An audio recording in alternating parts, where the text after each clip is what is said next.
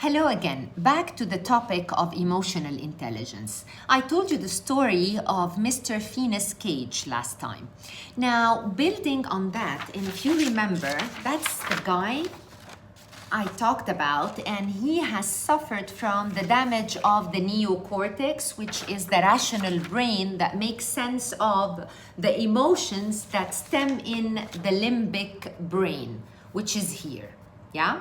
So, let's think about this in a different way. Rather than actual, damage of the frontal cortex, we are put in situations where we are stressed out, where we feel an anxiety, where we are attacked through verbal or emotional abuse. So when these things happen, we kind of go through the same of what Mr. Cage has gone through physically, but we do that emotionally and psychologically. So let's see what happens when we are under stress, whatever the reason for this stress is.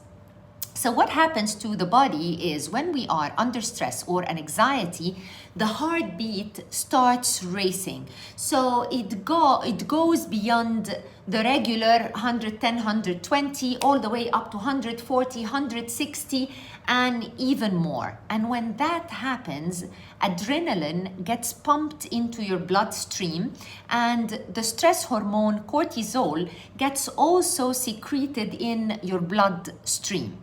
And these hormones have an incredible effect on the body, and we call this the triple F.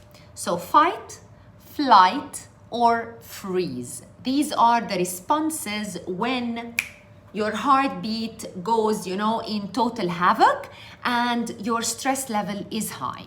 So what happens is the body prepares itself to fight. So blood is pumped into all our major limbs, so arms and legs, to prepare you to either engage in fighting or to flee the scene. And that's the second here, F. So fight, flight, or flee.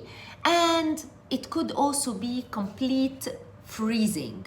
When you're like, and you're like, why didn't I say something? Why didn't I defend myself? Whatever it is. So that's what happens to us when we go through a stressful situation at any level. Now, when that happens, the neocortex that we talked about stops functioning. So it's kind of inversely proportional to the level of the stress hormone, the cortisol and the adrenaline.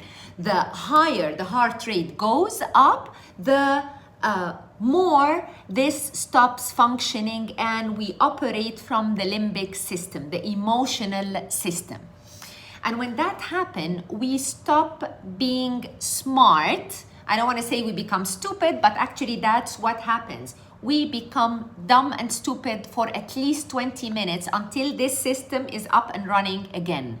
So during these 20 minutes, we would say or not say anything at all. We would do and behave in ways that we regret later. And that's what I started the first video with. How did I say that? How did I do that? Or why didn't I say anything? Because you probably froze. Or you kind of engaged in a fight, or you flee the scene and you acted like a complete coward, to defend yourself and save your life. So either way, that's not a controlled reaction. You're being reactive rather than proactive.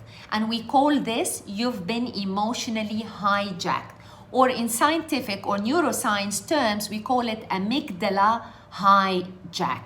So your center of emotions, the limbic system, has been hijacked completely because your rational mind has stopped functioning. And my advice is, if you start having the physical symptoms that tells you that you're getting into that anxious state, when you feel your heart rate is starting to really pump harder and harder and it's speeding up, and you feel the symptoms of either your hands shaking, the limbs actually start shaking because the blood drains from the stomach and the vital organ, and it kind of, you know, it gets sent to all your major limbs to prepare you to either fight or flee the scene. So when you start getting these feelings and, you know, the redness, even, you know, all the liquids actually start leaving your body in different ways. We don't want to talk about that, but that's part of the symptoms as well. Then you start understanding that you're being hijacked.